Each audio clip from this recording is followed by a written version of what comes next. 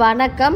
இளவரசர் அருள்மொழிவர்மர், வந்தியத்தேவன் மற்றும் ஆழ்வார்க்கடியான் இலங்கையில் ஒரு சாலையில் சென்று கொண்டிருந்தனர். அப்போது சாலையில் அவர்களுக்கு எதிர்பக்கத்தில் ஒரு புழுதி படலம் தெரிந்தது. பல குதிரைகள் 4 கால் பாய்ச்சலில் வரும் சத்தமும் கேட்டது. சிறிது நேரத்துக்கெல்லாம் சிறிய குதிரைப்படை ஒன்று கண்ணுக்கு தெரிந்தது. குதிரை வீரர்கள் கையில் பிடித்திருந்த வேல் முனைகள் காலை வெயிலில் பளபளவென்று ஜொலித்தன.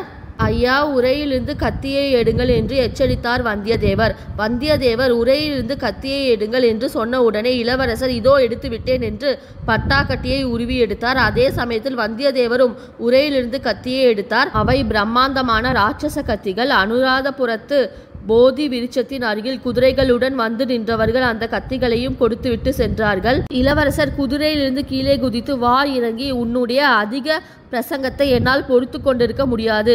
இங்கேயே ஒரு கை பார்த்துவிட்டு தான் போக வேண்டும் என்று கடுமையாக கூறியதும் வந்தியத்தேவன் திகைத்து போனார். இது விளையாட்டா வினையா என்று அவருக்கு தெரியவில்லை.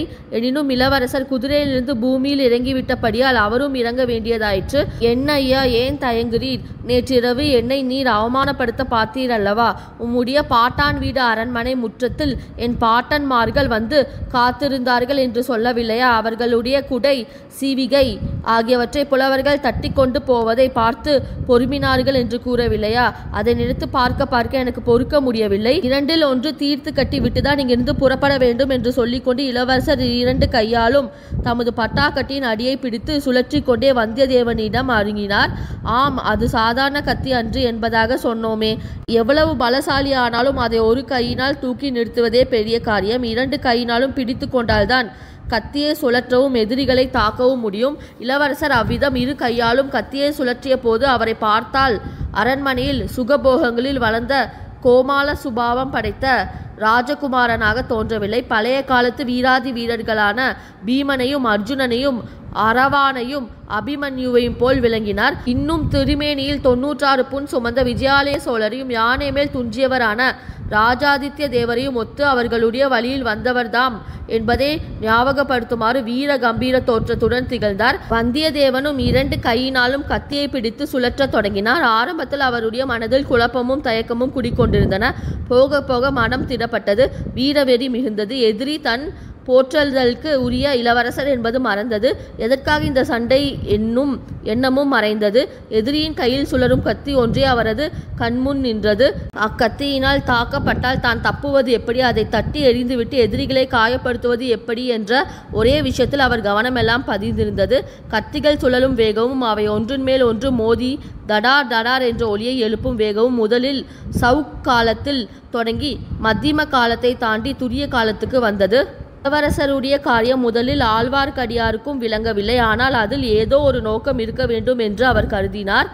வருகின்றவர்களை தடுத்து நிறுத்துவதற்கும் அவர்கள் இன்னார் என்று தெரிந்து கொண்டு அதற்கேற்ப நாம் செய்ய வேண்டியதை நிர்மாணிப்பதற்கும் இது ஒரு உபாயமாய் இருக்கலாம். ஆகவே அந்த 2 வீரர்களுடைய குதிரைகளையும் சாலை மதியில் குறுக்கே நிற்கும்படி விட்டு அவற்றை தலைக்கயிறுகளை பிடித்து கொண்டு ஆழ்வார்க்கடியான் காத்திருந்தார். சாலையில் எதிர்ப்புறம் இருந்து வந்து கொண்டிருந்த குதிரை வீரர்கள் நெருங்கி வந்தார்கள். அவர்களுக்கு மத்தியில் புலிக்கொடி பறந்து கொண்டிருப்பதை பார்த்ததும் ஆழ்வார்க்கடியாருடைய கவலை நீங்கியது.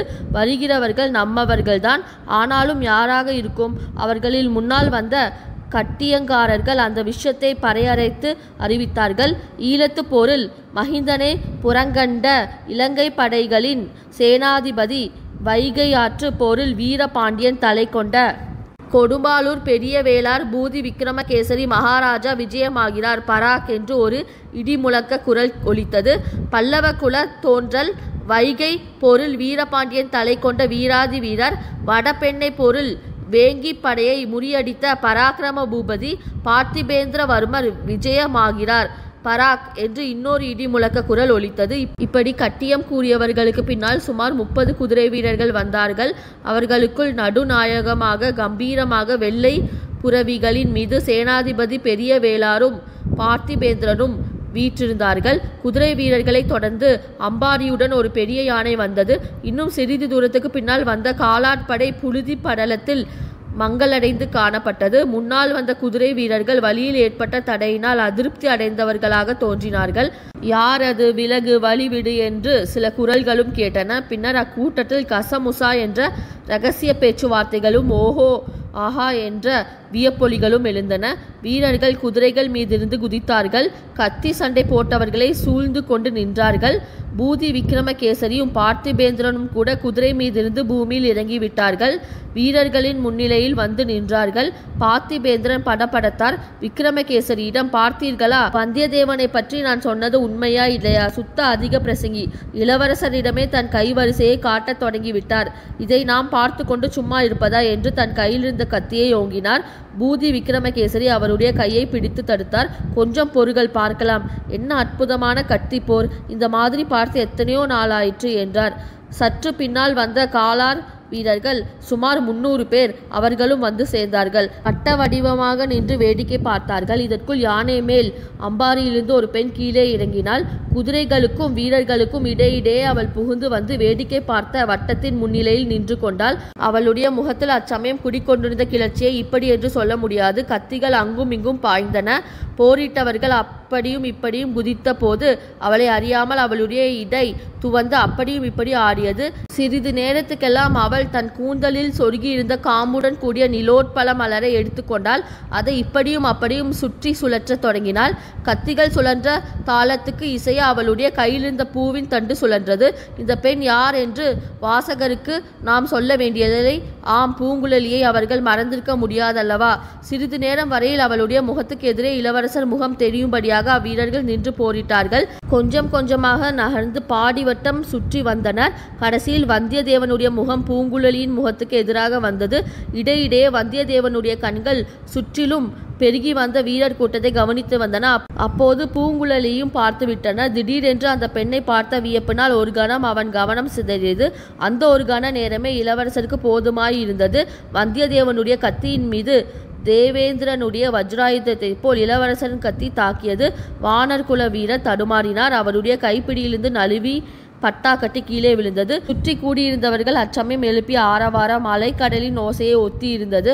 அவ்வளவு ஆரவாரத்தையும் மீறிக்கொண்டு ஒரு இளம் பெண்ணின் உற்சாக சிரிப்பொலி கேட்டது. வந்தியத்தேவன் கீழே விழுந்த கத்தியை மீண்டும் எடுப்பதற்கு பிரயாத்தம் செய்தார். இதற்குள் இளவரசர் பாய்ந்து சென்று அவரை கட்டி தழுவிக்கொண்டார். நீர் என்னுடைய வாளுக்கு தோற்கவில்லை. வாளுக்கு வாள் சமமாக லாவகத்துடன் போரிட்டீர். ஆனால் ஒரு பெண்ணின் கண் வாளுக்கு தோற்றீர். இதில் அவமானம் ஒன்றுமில்லை. எல்லாருக்கும் நேரக்கூடியதுதான் என்றார். வந்தியத்தேவன் அதற்கு ஏதோ சமாதானம் சொல்ல ஆரம்பித்தார். அதற்குள் சேனாதிபதி பூதி விக்ரமகேசரியும் பார்த்திபேந்திரனும் அவர்களை நெருங்கி வந்துவிட்டார்கள்.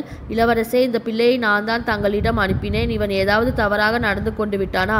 கொஞ்ச நேரம் கதிகலங்கி போய்விட்டோம் என்றார். ஆம் தளபதி, இவருடைய ஏச்சை என்னால் பொறுக்க முடியவில்லை. இலங்கையில் யுத்தம் நடக்கிறது என்கிறார்களே, யுத்தம் எங்கே, யுத்தம் எங்கே என்று கேட்டு என்னை துளைத்து விட்டார். இதோ யுத்தம் என்று காட்டினேன். இவ்வாறு இளவரசர் கூறியதும் காத்திருந்தவர்கள் அனைவரும் மறுபடியும் ஆரவாரம் செய்தார்கள். சேனாதிபதி வந்தியத்தேவனுடைய அருகில் வந்து அவர் முதுகில் தட்டி கொடுத்தார். அப்பனே, இம்மாதிரி கட்டி சண்டை பார்த்து எத்தனையோ நாளாயிற்று. இளவரசருக்கு சரியான துணைவன் நீ. சில சமயம் அவருக்கு இப்படிதான் திடீர் என்று தோல் திணைவு ஏற்படும்.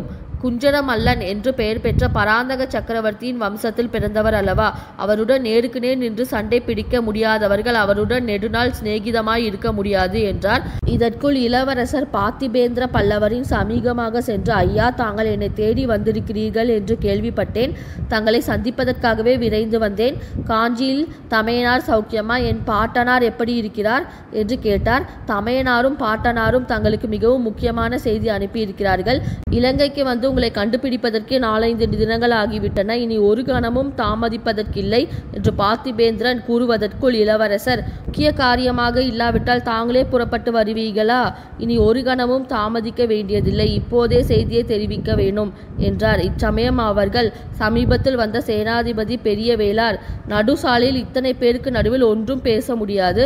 அதோ ஒரு பாலும் மண்டபம் தெரிகிறது, அங்கே போகலாம். நல்ல வேளையாக இந்த இலங்கையில் பாலும் மண்டபத்துக்கு குறைவு கிடையாது என்றார். சாலைக்கு அப்பால் கொஞ்சம் தூரத்தில் இருந்த பாலும் மண்டபத்தை நோக்கி அனைவரும் போனார்கள். இந்த சேனல் பிடிச்சிருந்தா லைக் பண்ணுங்க, ஷேர் பண்ணுங்க, சப்ஸ்கிரைப் பண்ணுங்க. நீங்க இந்த சேனலை சப்ஸ்கிரைப் பண்ண ஸ்கிரீன்ல வர வீங்கிற ஐகானை கிளிக் பண்ணுங்க. அடுத்து என்ன நடந்தது என்பதை பற்றி அடுத்த வீடியோவில் பார்ப்போம். ஒவ்வொரு வாரமும் திங்கட்கிழமை பொன்னியின் செல்வன் கதை நம் சேனலில் போடப்படும். அனைவரும் பார்க்கும்படி கேட்டுக்கொள்கிறேன். நன்றி.